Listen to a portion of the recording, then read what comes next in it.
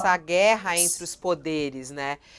Tá rolando Só mesmo? Isso corrigindo. é a base dessa aprovação? Sim, está bem evidente, né? Mais um tema, Fabiola. Só corrigindo aqui a informação, Thales, são 90 dias o pedido de vista, uma questão que o Supremo mudou recentemente até, justamente para agilizar mais os processos. O Supremo ali, regimentalmente interno, né? O regimento interno ajustou esse prazo recentemente. Agora, Fabiola, sim, é mais um episódio dessa briga quase que declarada aí entre os dois poderes, que, por exemplo, a gente viu na semana passada com a questão do marco temporal, enquanto o Supremo votava o Senado tirava da gaveta também o projeto para tentar contrapor. Tem a questão do aborto, tem a questão da legalização das drogas, outros temas que eles estão aí em embate público. Mas eu também acho que o caminho é mais de dar recados, porque, como você também bem observou, essa aprovação recorde em segundos é aquela coisa que a gente chama da votação simbólica, né? Ah, quem não tem nada contra, não se manifeste. Aprovado. Então, assim, é uma questão que acontece bastante, é bem corriqueira aqui no Congresso.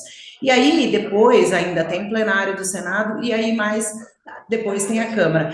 O presidente do Senado, Rodrigo Pacheco, que costuma, com aquele estilo mineiro, ser um pouco mais discreto, ele está deixando essa briga se estender um pouco mais, mas a tendência, eu acho que lá na frente, é ele dar uma calibrada em alguns temas, porque ele é um advogado, ele circula muito bem nesse meio judiciário, inclusive tem, né, no íntimo a gente fala aqui nos bastidores, esse desejo de eventualmente um dia ser ministro do Supremo, então eu acho que esse freio vai chegar lá na frente, enquanto isso fica nesse momento esse episódio de recados aí entre os poderes que não estão em harmonia, como prega a Constituição nesse momento, mas eu acho que é mais um momento de tensão do que efetivas mudanças, já que tem todo esse processo dentro do Congresso para acontecer nesse caso específico de interferência, de influência, sim, do Congresso querendo colocar, ajustar questões que são internas do STF nesse caso, né?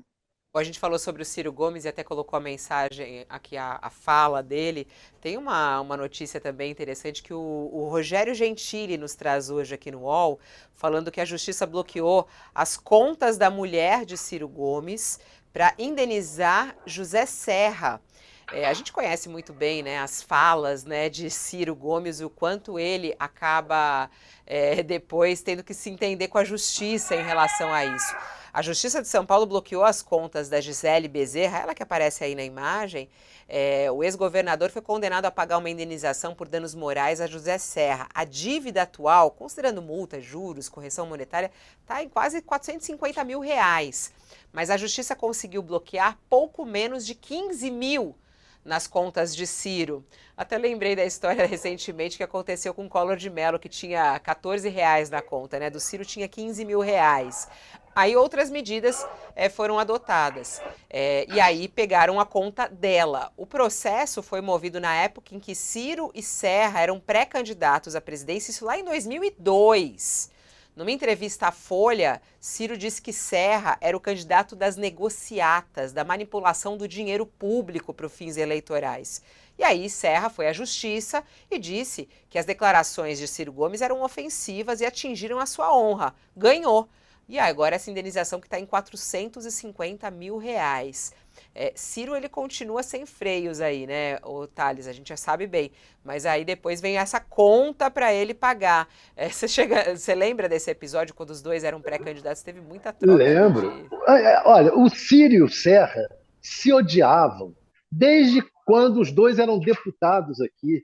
Era uma brigalhada aqui na Câmara. O Ciro era deputado, o Serra também, o Serra virou líder, o Ciro virou líder, e se odiavam os dois no PSDB, brigando o tempo inteiro. Então, essa briga entre eles é uma coisa histórica. Agora, o Ciro, realmente, ele passa um pouco do tom. Eu me lembro, a última que ele fez foi contra o Bolsonaro, porque ele disse que o Bolsonaro rouba e que ele tem provas e que o Bolsonaro não processa ele.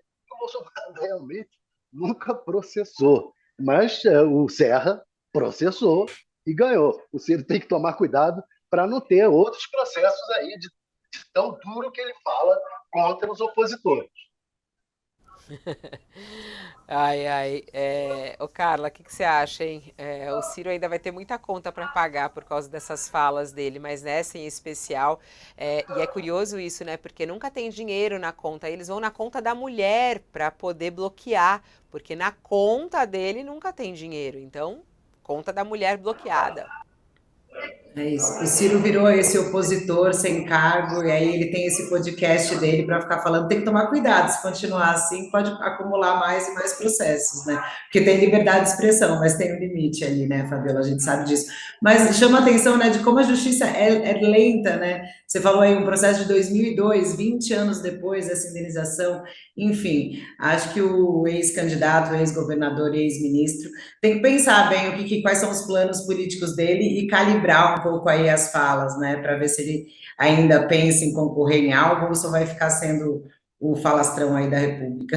Atenção, Brasil, a esculhambação é geral! A esculhambação é geral. Tirar agora uma PEC, uma emenda à Constituição, atribuindo ao Congresso brasileiro, via decreto legislativo, reforma de decisões judiciais do Supremo Tribunal Federal. Só neste pedaço de inferno em que se está transformando o Brasil, a gente pode admitir uma aberração dessa. Vocês entenderam bem. Estão votando a emenda à Constituição, flagrantemente criminosa e inconstitucional, mas estão votando como vingança uma reforma à Constituição que diz assim: então, quando o Congresso não gostar de uma decisão do Supremo Tribunal Federal, que é a última instância do Judiciário, o Congresso vai, por decreto legislativo, desfazer a sentença. Durma-se com um barulho desse. Thales, pode um negócio desse? Quer dizer, é inconstitucional? O que está acontecendo? É inconstitucional e não está tão avançado assim como o Ciro Gomes está colocando. Isso que ele está falando é uma coisa, que é o Congresso realmente tomar o lugar do Supremo. A outra coisa, que é o que decidiu a CCJ aqui, é acabar com decisões monocráticas de ministros do Supremo e mudar o prazo de pedido de vista. Esse prazo de pedido de vista e pedido de vista coletivo, eu acho até que já existe um prazo de pedido de vista, eu não me lembro exatamente qual, mas eu acho até que é menor do que esse. Estabelecido 60 dias, né? 60 dias, estabelecido pelo próprio Supremo. Então, não vejo grandes problemas nessa mudança do prazo. As decisões monocráticas, realmente o Supremo, de certa maneira, abusa das decisões monocráticas. Já houve vários embates entre ministros e de ministros com a sociedade por decisões monocráticas. Então, realmente eu acho que tem que haver algum limite nas decisões monocráticas do Supremo. E cabe ao Congresso legislar sobre isso, não é problema nenhum. Agora, por trás disso, o que existe? Existe realmente uma guerra entre o Supremo e o Congresso. Uma guerra por quê? Porque o Congresso quer julgar, ter o direito de se sobrepor ao Supremo em decisões que cabem ao Supremo, e o Supremo, por sua vez, tem, às vezes, legislado quando não é o caso. Então, é preciso aí, é a tal história dos freios e contrapesos. O que está ocorrendo é a dialética, é um embate que é natural e que vai chegar a algum ponto de equilíbrio, tem que chegar. Mas os dois estão certos e estão errados. Analisa, cara, essa guerra entre os poderes, né? Tá rolando mesmo? Isso é a base dessa aprovação? Sim, tá bem evidente, né? Mais um tema, Fabiola. Só corrigindo aqui a informação, Thales, são 90 dias o pedido de vista, uma questão que o Supremo mudou recentemente até, justamente para agilizar mais os processos. O Supremo ali, regimentalmente interno, né? O regimento interno ajustou esse prazo recentemente. Agora, Fabiola, sim, é mais um episódio dessa briga quase que declarada aí entre os dois poderes, que, por exemplo, a gente viu na semana passada com a questão do marco temporal, enquanto o Supremo votava, o Senado tirava da gaveta também o projeto para tentar contrapor, tem a questão do aborto, tem a questão da legalização das drogas, outros temas que eles estão aí em embate público, mas eu também acho que o caminho é mais de dar recados, porque como você também bem observou, essa aprovação recorde em segundos é aquela coisa que a gente chama da votação simbólica, né? Ah, quem não tem nada contra, não se manifeste. Aprovado. Então, assim, é uma questão que acontece bastante, é bem corriqueira aqui no Congresso. E aí, depois, ainda tem plenário do Senado, e aí mais depois tem a Câmara. O presidente do Senado, Rodrigo Pacheco, que costuma, com aquele estilo mineiro, ser um pouco mais discreto, ele está deixando essa briga se estender um pouco mais, mas a tendência, eu acho que lá na frente, é ele dar uma calibrada em alguns temas, porque ele é um advogado, ele circula muito bem nesse meio judiciário, inclusive tem, né, no íntimo a gente fala aqui nos bastidores, esse desejo de eventualmente um dia ser ministro do Supremo, então eu acho que esse freio vai chegar lá na frente. Enquanto isso, fica nesse momento esse episódio de recados aí entre os poderes que não estão em harmonia, como prega a Constituição nesse momento. Mas eu acho que é mais um momento de tensão do que efetivas mudanças, já que tem todo esse processo dentro do Congresso para acontecer, nesse caso específico de interferência, de influência, sim, do Congresso querendo ajustar questões que são internas do STF nesse caso, né? A gente falou sobre o Ciro Gomes e até colocou a mensagem aqui, a fala dele. Tem uma notícia também interessante que o Rogério Gentili nos traz hoje aqui no UOL, falando que a Justiça bloqueou as contas da mulher de Ciro Gomes para indenizar José Serra. A gente conhece muito bem, né, as falas, né, de Ciro Gomes, o quanto ele acaba depois tendo que se entender com a justiça em relação a isso. A Justiça de São Paulo bloqueou as contas da Gisele Bezerra, ela que aparece aí na imagem. O ex-governador foi condenado a pagar uma indenização por danos morais a José Serra. A dívida atual, considerando multas, juros, correção monetária, está em quase R$450 mil. Mas a Justiça conseguiu bloquear pouco menos de 15 mil nas contas de Ciro. Até lembrei da história recentemente que aconteceu com o Collor de Mello, que tinha R$14 na conta, né? Do Ciro tinha R$15 mil. Aí outras medidas foram adotadas. E aí pegaram a conta dela. O processo foi movido na época em que Ciro e Serra eram pré-candidatos à presidência, isso lá em 2002. Numa entrevista à Folha, Ciro disse que Serra era o candidato das negociatas, da manipulação do dinheiro público para os fins eleitorais. E aí Serra foi à justiça e disse que as declarações de Ciro Gomes eram ofensivas e atingiram a sua honra. Ganhou.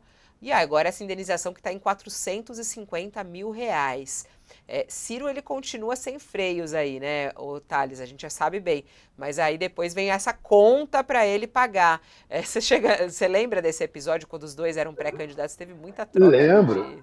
Olha, o Ciro e o Serra se odiavam desde quando os dois eram deputados aqui. Era uma brigalhada aqui na Câmara. O Ciro era deputado, o Serra também, o Serra virou líder, o Ciro virou líder, e se odiavam os dois no PSDB, brigando o tempo inteiro. Então, essa briga entre eles é uma coisa histórica. Agora, o Ciro, realmente, ele passa um pouco do tom. Eu me lembro, a última que ele fez foi contra o Bolsonaro, porque ele disse que o Bolsonaro rouba e que ele tem provas e que o Bolsonaro não processa ele. O Bolsonaro realmente nunca processou, mas o Serra processou e ganhou. O Ciro tem que tomar cuidado para não ter outros processos aí de tão duro que ele fala contra os opositores. Eu acho que mais que um foco de tensão, Fabiola, é um tema importante para que a gente possa virar certas páginas, né, e tentar transcorrer na normalidade democrática. Depois dessa decisão que o Paulo Roberto citou aí, de que os militares foram excluídos, né, dessa vistoria e dessa inspeção do Código-Fonte, por exemplo, o comandante do Exército, general Tomás Paiva, falou para a gente de que a gente estava voltando ao normal, né? Então, é normal, é natural, eu acho que a tecnologia, a gente tem que sempre ficar de olho e a gente tem que ter essa fiscalização, sim, ela é importante, mas a gente espera, né, de que esses assuntos, eles fiquem nessa esfera mais técnica do que política, né? Porque a gente lembra que o Código-Fonte foi levado para a esfera política no ano passado, numa eleição extremamente polarizada, complicada, e que acabou com, depois da eleição, a gente vendo aqueles acampamentos, aqueles protestos, e muita gente falando do Código-Fonte como se fosse uma coisa simples e como se as pessoas dominassem assim, sendo que é algo super complexo, né? E que só técnicos preparados podem, de fato, avaliar. E aí o TSE faz essa demonstração de que a Corte Eleitoral quer voltar à normalidade e que age com transparência. É fundamental e a gente espera que nas eleições do ano que vem, né, de 2026, essa parte de questionamento da lisura eleitoral não seja assim tão politizada, né, e que a gente possa ter um pleito mais no caminho da normalidade. Como disse aí o comandante do Exército, que falou que não via problema nenhum dos militares saírem dessa fiscalização, que os militares voltariam a atuar no que eles faziam antes, né, dessa contaminação que acabou acontecendo com o governo Bolsonaro, que é aquela questão da garantia da votação e da apuração, que é basicamente o transporte, a logística das urnas para lugares mais remotos, como comunidades ribeirinhas e etc e tal, e não necessariamente colocar os militares onde eles não deveriam estar, que foi o que foi feito na época do governo Bolsonaro, lembrando que a convite do então presidente Luiz Roberto Barroso, que na tentativa de diminuir a desconfiança acabou trazendo os militares para perto e acabou ali gerando um pouco mais de confusão no ano passado. A gente espera que no que vem, em 2026, as coisas realmente voltem à normalidade, né, Fabiola? E a gente viu nessa apresentação do Alexandre de Moraes, ele fez questão de atacar o voto impresso, né? Porque mesmo a gente mostrando que as urnas eletrônicas são confiáveis e elas foram muito positivas para a construção da democracia no nosso país, volta e meia aparece a questão do voto impresso, né? E aí o ministro Alexandre de Moraes criticou o voto impresso e voltou a defender a urna eletrônica. Ainda continua tendo que tratar disso. Diz ele, abre aspas, nós sabemos os problemas que tínhamos com o voto impresso, as fraudes, a dificuldade na apuração, principalmente em municípios pequenos. Isso simplesmente foi encerrado a partir do início da votação eletrônica, foi o que disse o ministro Alexandre de Moraes. Apesar disso, dessa fala dele e de tudo que a gente já sabe, Thales, o assunto voto impresso parece que ele nunca é encerrado, né? Volta e meia ele aparece aí entre os parlamentares que citam isso, né? Exato. Como você pode ver, eu mudei de lugar devido ao barulho lá, né? Tudo bem. Agora tá já ótimo. dei uma improvisada aqui. Mas, realmente, o Tomás Miguel, ministro do comandante do Exército, está certo em dizer que é um assunto técnico. Mas não é só técnico, é técnico e civil. É isso que... E o próprio ex-presidente do TSE, Luiz Roberto Barroso, agora presidente do STF, admite que errou ao chamar os militares para participar. Por quê? Porque eles estavam sendo manipulados pelo Bolsonaro, pelo bolsonarismo, e acabaram entrando não para ajudar a fiscalizar, mas para ajudar a atrapalhar as eleições. Atrapalharam bastante, diga-se de passagem. Agora, pelo jeito, estamos voltando à normalidade. E o que é a normalidade? Eleição é assunto civil. E apuração civil e técnica. Pronto, não tem mais discussão, né? Essa ausência dos militares, isso é uma notícia, né, Thales? Porque é isso que você falou. Isso trouxe uma confusão nas eleições passadas, a Carla estava falando também disso, né? Uma confusão. Essa ausência das Forças Armadas nesse encontro de hoje marca o início da discussão das eleições de 2024, as eleições municipais, sem a participação das Forças Armadas nesse processo. A gente já tinha anunciado isso, ele já tinha falado que elas não tinham saído, mas hoje acho que oficialmente é essa imagem. Foram chamados os representantes de todos os partidos, representantes do judiciário, Forças Armadas não estão presentes, ou seja, não tem nada a ver com o processo eleitoral. É isso, né? O recado é esse, né, Thales? E pode estar certo que as eleições vão ser muito mais tranquilas, muito menos desconfiança, porque o Bolsonaro criou uma confusão. Eu me lembro, esse negócio de Código Fonseca, eu me lembro do depoimento de um dos presos no 8 do 1, lá na CPI daqui da Assembleia Legislativa do Distrito Federal, que o Chico Vigilante, presidente da CPI, perguntou para ele, o senhor protestou muito sobre o Código-Fonte, eu queria saber do senhor o seguinte, o senhor sabe o que é o Código-Fonte? Ele disse, não. E por que o senhor estava protestando? Porque eu ouvi dizer que era importante para as eleições. Quer dizer, ele não tem a menor ideia do que seja, foi levado pelas notícias do bolsonarismo, pelas fake news do bolsonarismo, a protestar contra o Código-Fonte, pela abertura do Código-Fonte, sem nem saber o que era. Era esse o estado de coisas que nós estávamos. É. Bom, vamos que vamos, Carla. Tomara que a gente tenha uma eleição mais tranquila em 2024. Mas pelo que a gente está vendo, o calor, né, ele segue, né? Eu acho que até hoje pela manhã a gente estava conversando sobre a eleição do Conselho Tutelar, que se transformou um pouco nisso, direita e esquerda, e a direita venceu a eleição com a maioria em alguns estados, né, e em algumas cidades. Enfim, eu acho que esse calor das eleições, ele vem aí, 2024 tá aí, a gente vai tratar muito disso. Bom, vamos... Tranquila, a gente brinca aqui, Fabiola, que a palavra tranquila é proibido. Não pode falar que tem um dia tranquilo, que daí vira um caos. Não pode.